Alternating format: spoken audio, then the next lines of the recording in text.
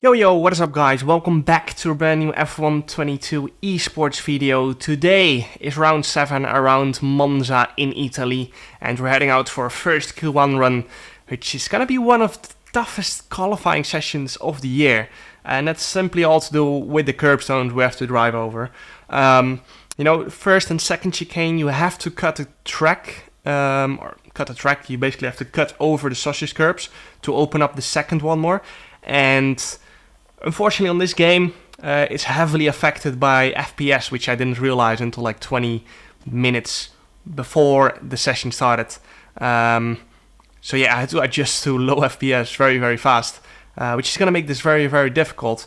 But yeah, simply explained, if you go lower FPS, you tend to bottom out less, because the FPS is linked to the game physics. So that I thought it was fixed. I think a lot of other drivers had the same 2 minutes. I think a lot of them didn't realize that it was not fixed.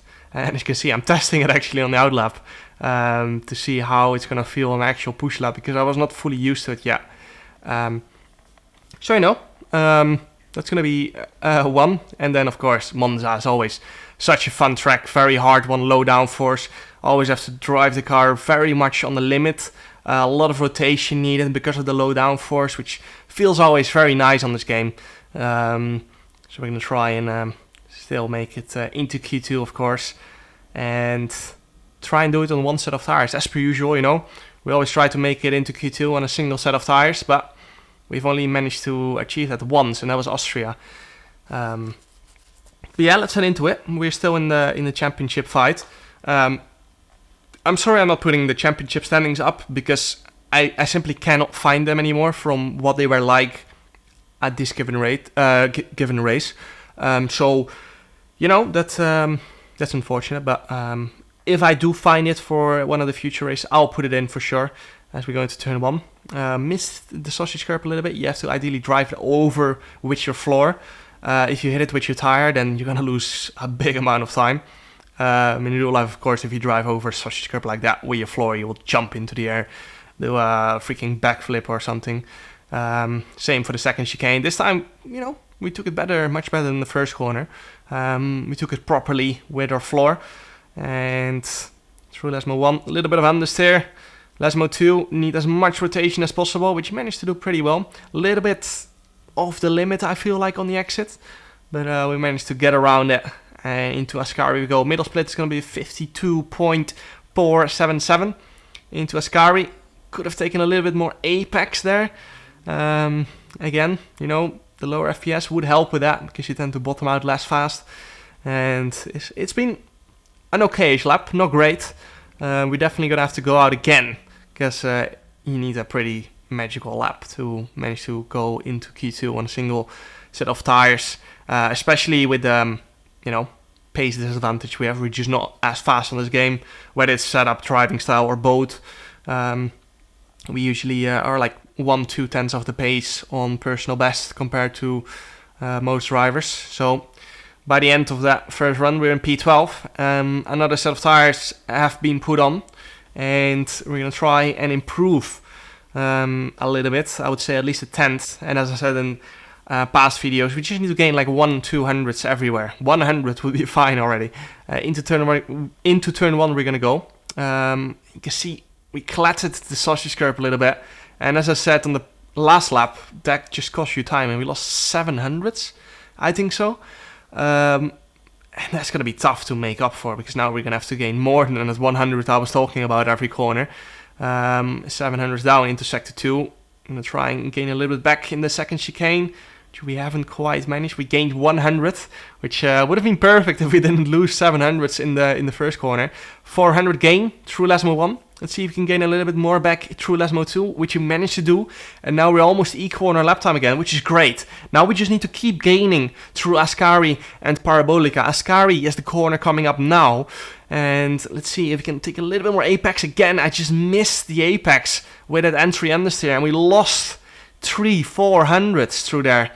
And now we're almost half a tenth down going into the final corner. We're going to have to be absolutely on it here. It's going to be do or die here. We've gained half a tenth on entry. Only on the exit a little bit too much power down.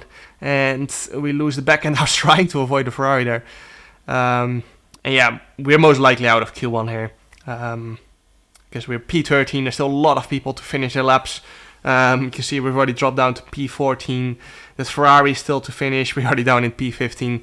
And by the end, we're down in P17. So yeah, not ideal.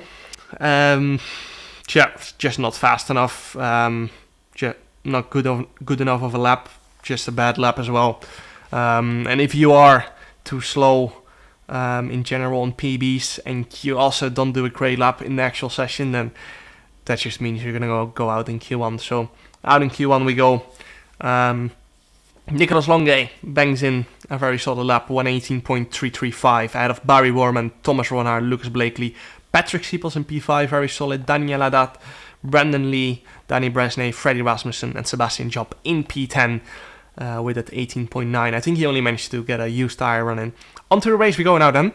We're going to be starting on the hards. You can see our teammate Jake Benham ahead of us, starting on the soft. So is Marshall Kiefer on the right of us. And it's going to be 5 red lights. And away we go for round 7 of the F122 Esports series. We don't get a great start, but of course, we're on the harder compound compared to Matthijs and also our teammate Jake ahead of us. Matthijs is going to send it down the inside. And I just wanted to take it careful, not get any damage. We're down in P17 anyway. I really didn't want to get any damage, and that's why we took it so carefully. And we've lost 1-2 positions as we are going side by side with Philip, who lagged quite a lot up and forward there for a brief moment. Back up to P18 we go. Both guys ahead of us on the softer tires, and you can see the field just bunched up very fast. And now we've got front wing damage. Even though I felt like I was taking it so carefully, clearly not careful enough, and now we've got front wing damage. And anyone who knows how F1 Esports works, this is basically like the end of your race. Because we're going to be losing like half a second, maybe more per lap on performance. We're going to have so much understeer. This F122 game is already extremely understeery. And now with front wing damage, as Daniel Haddad has gone off, it's even worse with this front wing damage.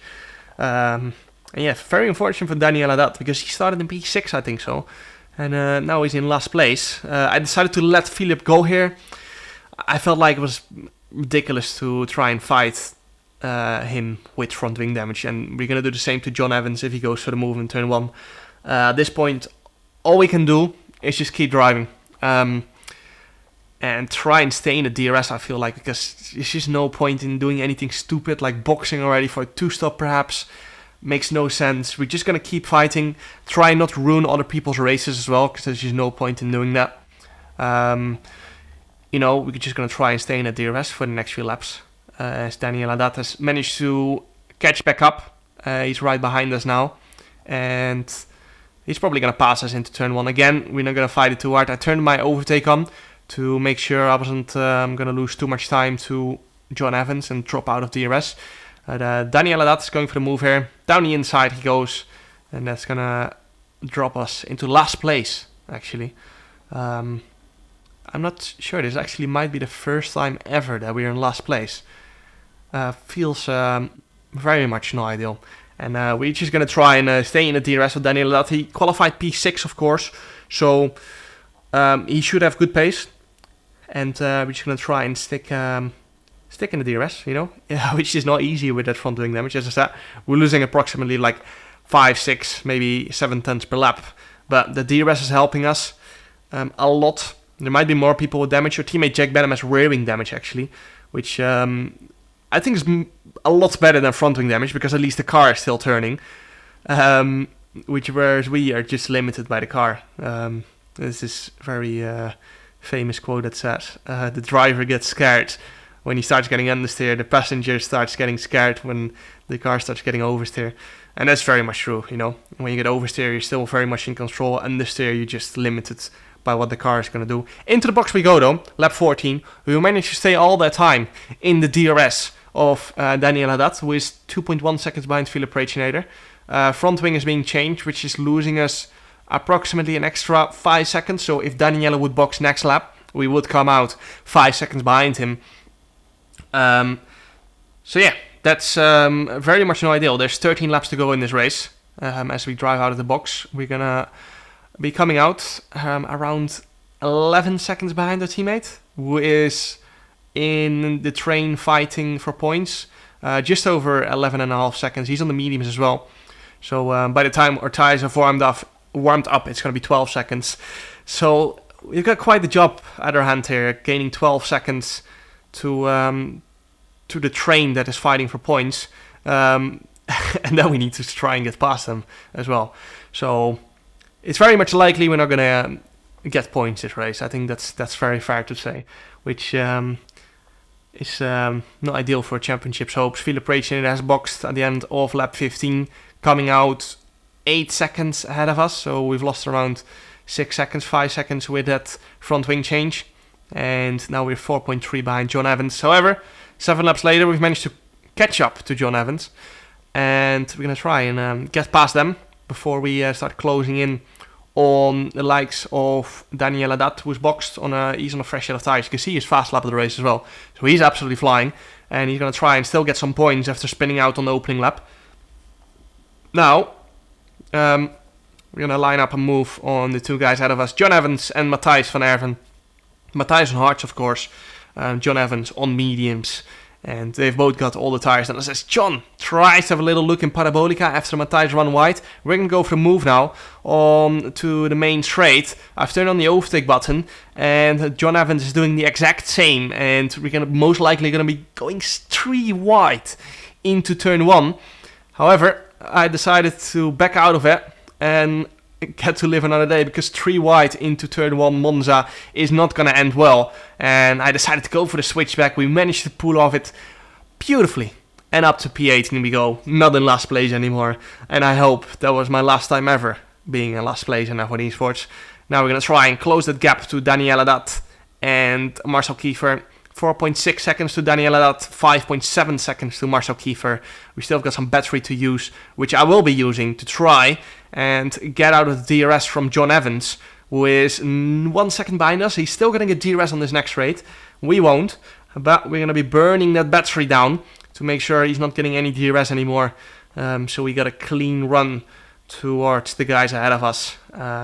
We said a purple middle sector, actually. I'm not sure if that's actually a purple middle sector. You never know with this game, because it just gives you random purple sectors. I feel like sometimes purple sector means a personal best. I don't understand it. I think no one at home does as well. But we've managed to break the DRS to John Evans, and now we're going to try and close the gap to Daniel Haddad and Marcel Kiefer. On to the last lap of the race we go now. Marcel Kiefer, Sebastian Job and Brendan Lee fighting for P15. And then there's a little gap out of them to our teammate in P14, who is still somewhat fighting for points. However, we are definitely not fighting for points anymore. That's also why I took it so carefully with Matthijs and John. I easily could have made it 3 wide into the first chicane, but I realized at the time as well that it was not realistic that we were going to score any points. Of course, the hope is always there. There's always a little chance, and that's why I kept driving after the lap 1 damage. Just in case of one of those weird scenarios where you do manage to get points. That's why I just kept driving, you know. You never ever know. You can see there, Sebastian Job and Marcel Kiefer is fighting very hard. Sebastian almost spins in Lesmo 2. We're going to go for the move, perhaps in Ascari with the help of Slipstream. But you can see there, he's a little bit too far ahead. And as I said early on, no point getting a grid penalty for P17 when next race we might be actually qualifying very, very well and fighting for good solid points, podiums, maybe a race win. You never know in F1 Esports. But I think it's fair to say this was my worst race ever in F1 Esports, and I hope it will stay that way. I hope I don't have any more of these kind of races. P18 it is. I think I did jump up to P17 or P16 after penalties. However, our worst race ever in F1 Esports, that's for sure. Make sure to like and subscribe for better races to come. And see you guys next time. Ciao.